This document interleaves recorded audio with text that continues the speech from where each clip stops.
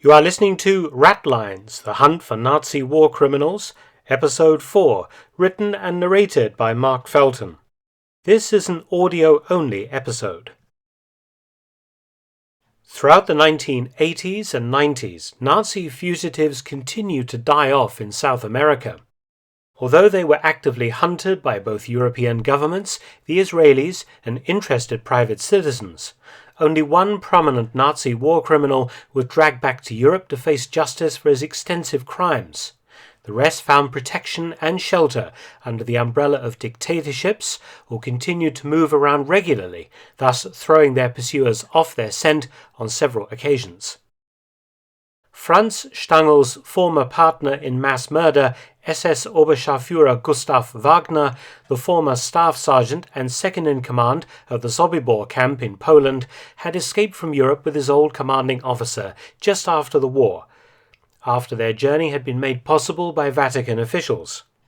On the 12th of April 1950, Wagner had become a permanent resident of Brazil under the name Günther Mengele.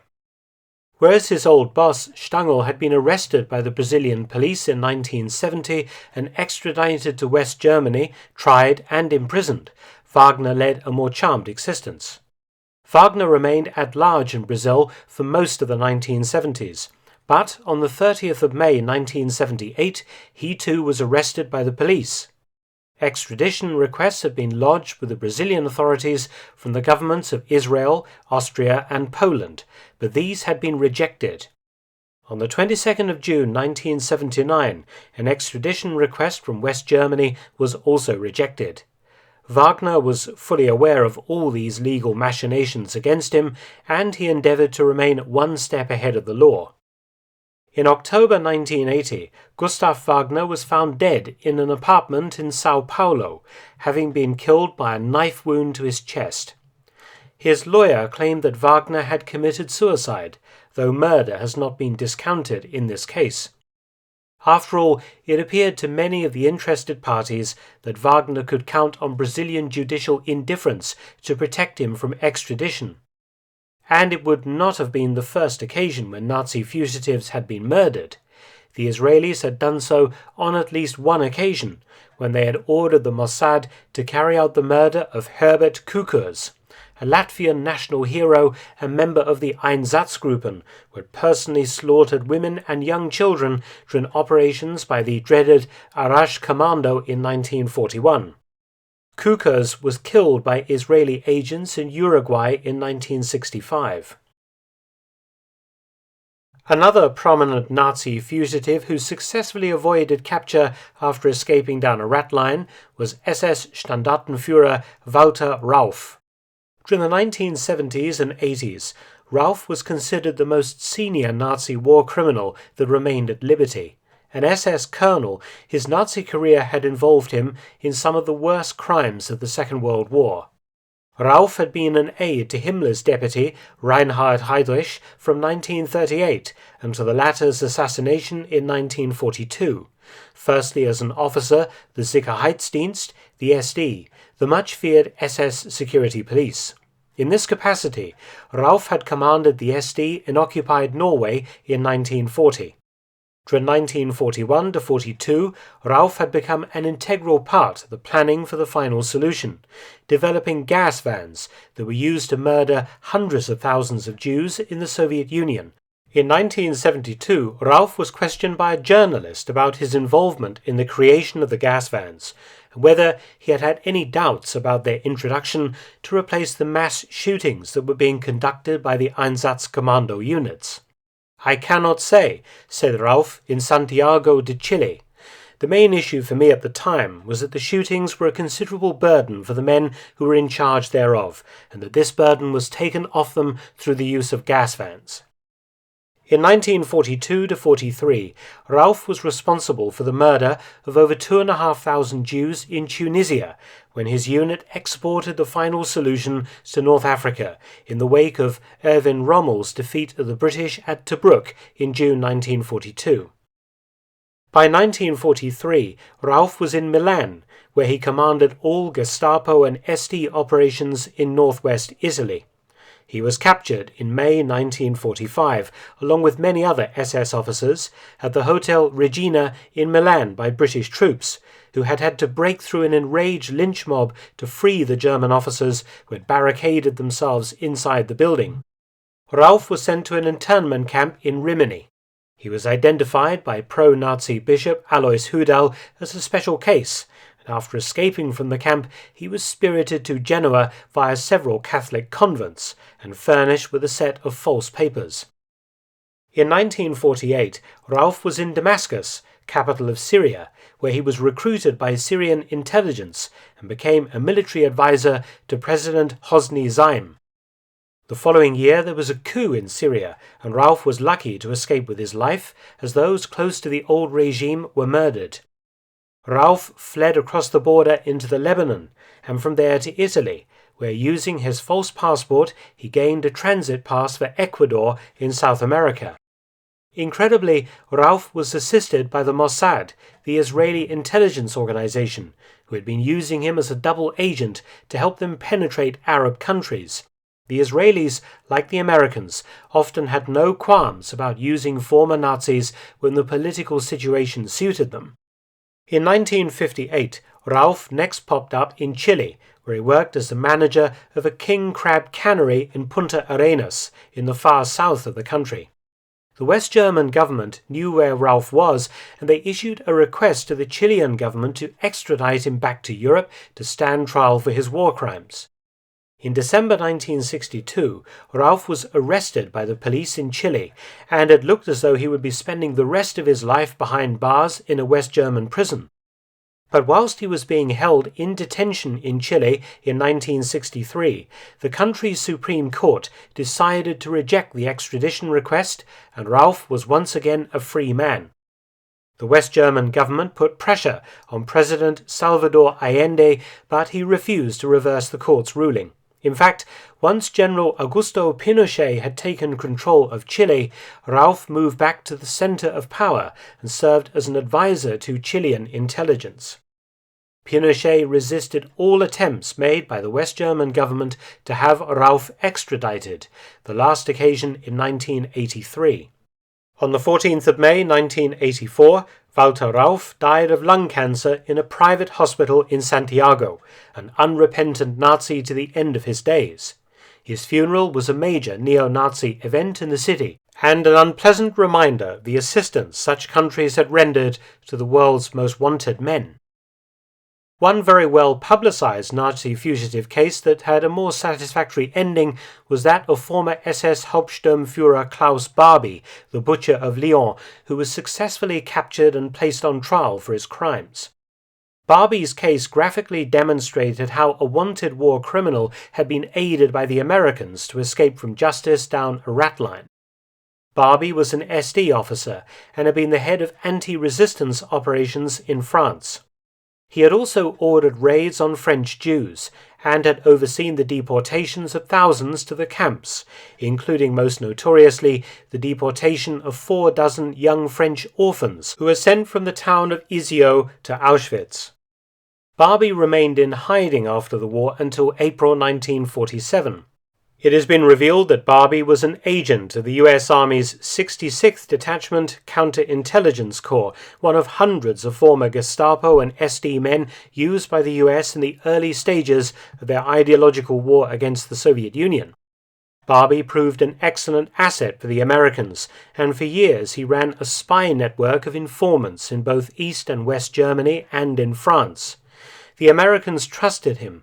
However, in 1949 the French became aware of Barbie, and they immediately, and not unreasonably, demanded that he was handed over to them so that he could face trial for the crimes he had committed in occupied France. The Americans feared that if they handed Barbie over to the French, the fact that they had employed a wanted Nazi fugitive would have reflected badly on military intelligence, and Barbie was privy to many secrets that the Americans had no desire to share with the French.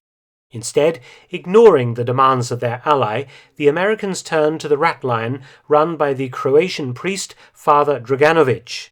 By placing Barbie on the rat line, the Americans effectively granted him immunity from prosecution in France for his wartime atrocities.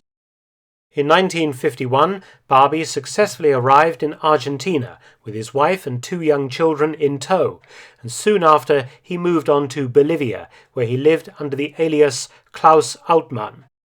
In Bolivia, Barbie lived openly and associated with the country's ruling fascist dictatorship. Although he was positively identified as Klaus Barbie by French Nazi hunters Serge and Beta Klausfeld in 1971, the Bolivian government had no interest in extraditing him. In fact, in 1980, Barbie was part of the cocaine coup when Luis Garcia Meza Tejada seized power. Barbie worked for Bolivian intelligence, where he planned concentration camps to house political prisoners, and also formulated effective torture techniques based on his Gestapo experience in Lyon. Barbie also grew rich, managing an arms export company that diverted Belgian and Swiss weapons to Israel after the Jewish state found its arms imports embargoed following the Six-Day War. It was only another coup that led to Barbie's sudden downfall in Bolivia.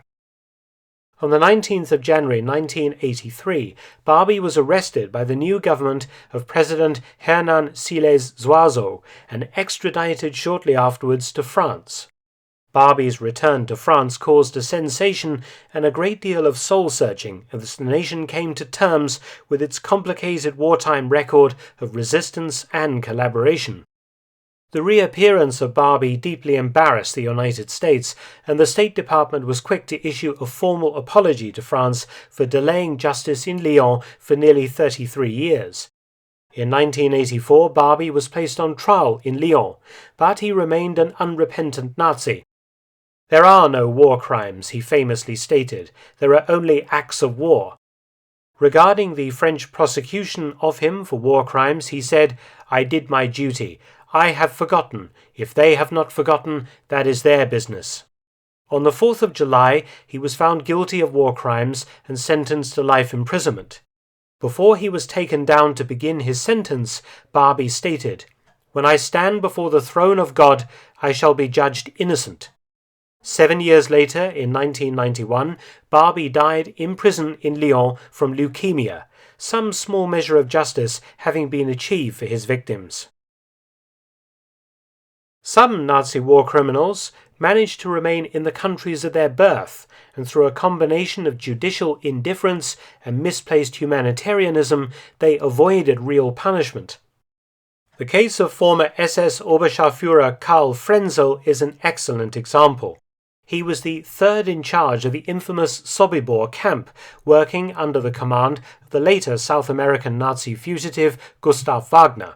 Frenzel arrived at the camp on the 28th of August 1942, ready to implement Operation Reinhard.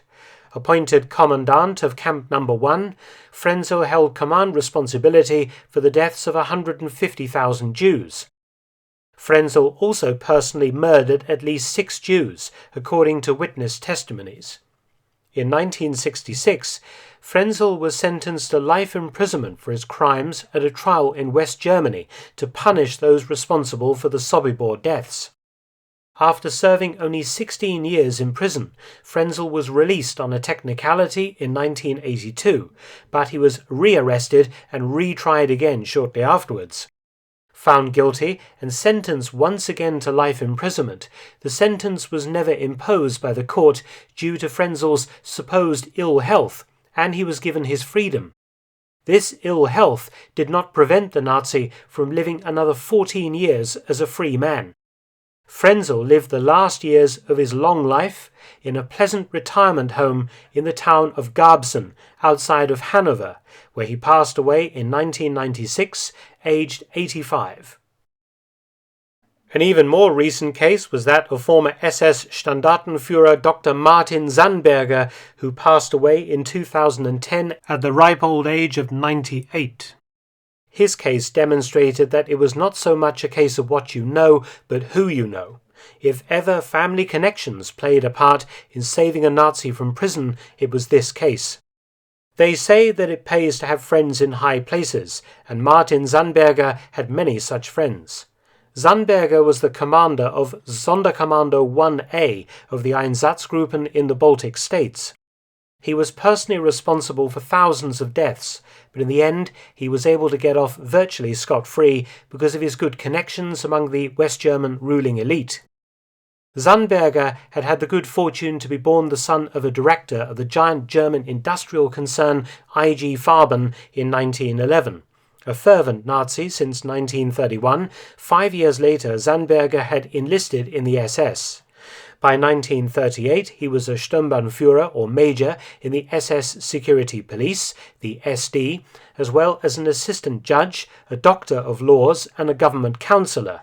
In June 1941, Sandberger was appointed the chief of Sonderkommando 1A, part of Einsatzgruppen A, charged with following the so-called Führer order to the letter and liquidating all of the Jews that it encountered as the Germans rampaged through the Soviet Union. His unit entered Riga in Latvia in company with Sonderkommando 2 and set about destroying synagogues, murdered 400 Jews, and busily set up groups of anti-Semitic Latvians to conduct their own pogroms. In July 1941, Sandberger's unit moved on into Estonia, where his men executed by mass shootings a further 474 Jews and 684 communists, as well as large numbers of gypsies and mentally ill people. Sandberger personally sent a further 5,377 people to the concentration camps. On the 10th of September 1941, Sandberger promulgated a general order for the internment of the Jews, and his unit dispatched 450 to a concentration camp at Pskov in Russia, where they were all murdered. Sandberger's superiors were extremely pleased with his record in the Baltic states, and he was promoted to Standartenführer, or full colonel. On the 3rd of December 1941, Sandberger was appointed commander of the SD and security police in Estonia, returning to Germany in September 1943. In the autumn, Sandberger was sent south into Italy, where he became the Gestapo chief for the city of Verona, with responsibilities involving the arrest of Jews in northern Italy and the organization of their deportation to Auschwitz. Sandberger was extremely efficient and sent cattle trains east packed with men, women and children. In January 1944, Sandberger was appointed head of the SS Foreign Intelligence Service, Division A, part of the Reich Main Security Officers, Department 6. In this capacity, he was responsible directly to SS Gruppenführer Walter Schellenberg, Himmler's chief spy. Sandberger kept domestic, foreign and financial records of the organization and acted as a liaison with Himmler himself. After his capture by the British in 1945, Sandberger tried to use the secrets that he had learned while in intelligence to delay or even to avoid prosecution for war crimes. At first, this ruse was quite successful, the British, like the Americans, being more than receptive to former German intelligence operatives who were willing to reveal secrets and assist them in their fight against the Soviets. This strategy was successful until the full horrors of the activities of the Einsatzgruppen were revealed in the West, and it became politically embarrassing to keep such a prominent murderer as Sandberger out of the courtroom. At the Einsatzgruppen trials held in Nuremberg between 1947 and 1948, Sandberger was charged with crimes against humanity, war crimes, and membership of an illegal organization, the SS. Sandberger denied any responsibility for the murders that his unit had committed in the Baltic states, and he tried to shift the blame onto the German field police and unruly elements of the local Estonian Home Guard. This was rejected by the court. Sandberger also claimed to have arrested and transported the 450 Jews to Pskov concentration camp to protect them from the infamous Führer order, and that he had had no knowledge of their subsequent murder. In fact, Sandberger claimed that he was only responsible for a fraction of the killings attributed to him, at most between 300 and 350 persons. Despite the defendant's protestations from the witness stand, it is evident from the documentary evidence and his own testimony that he went along willingly with the execution of the Führer order, noted the court. Unsurprisingly, Martin Sandberger was found guilty on all counts, and he was sentenced to death by hanging in September 1947. However, Sandberger had no intention of keeping his appointment with the hangman, and the court had reckoned without the support of his powerful family. The death sentence was confirmed in 1949, but still Sandberger was not executed. In 1951, the sentence was suddenly commuted to life imprisonment by a clemency board acting under the direct authority of the U.S. High Commissioner for Germany, John C. McCloy. McCloy had been placed under political pressure by Senator William Langer of North Dakota.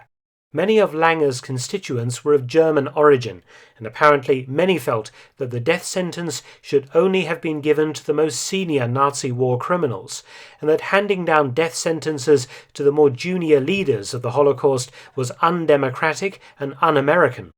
However, the real pressure that probably saved Sandberger from the noose was German in origin.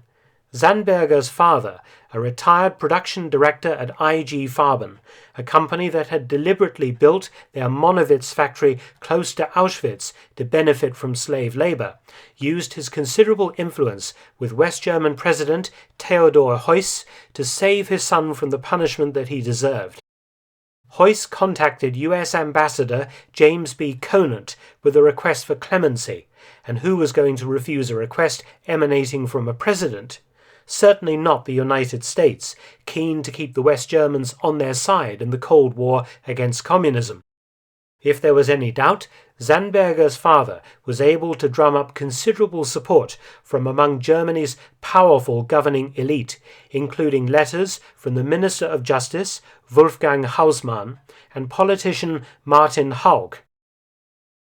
Another supporter was renowned lawyer and vice president of the West German Parliament, Carlo Schmid, who went so far as to worry about Sandberger's prison conditions in Landsberg, and who spoke out in favor of commuting the sentence to life. By late 1957, Sandberger was one of only 4 war criminals who were still behind bars in West German prisons, a damning indictment of the official lack of interest expressed by the Germans in punishing the mass murderers who were living among them. Sandberger's powerful family friends ensured that this number was soon reduced to 3 convicts, when the West German courts ordered his release on the 9th of January 1958. Incredibly, a mass murderer, whose crimes had warranted the death penalty only a few years before, was set free to live out the rest of his life in wealth and comfort, in a cynical exercise in rehabilitation through family connections. Sandberger would live another 52 years, and when he died on the 30th of March 2010 in Stuttgart at the advanced age of 98, he was one of the last senior SS war criminals who had survived into the 21st century. Tune in next time for the story of Dr. Death, the SS doctor who hid out in the Middle East for decades, hunted by the Israelis, an elusive figure wanted for horrific war crimes in the concentration camps. You have been listening to Episode 4 of Ratlines, The Hunt for Nazi War Criminals, written and narrated by Mark Felton.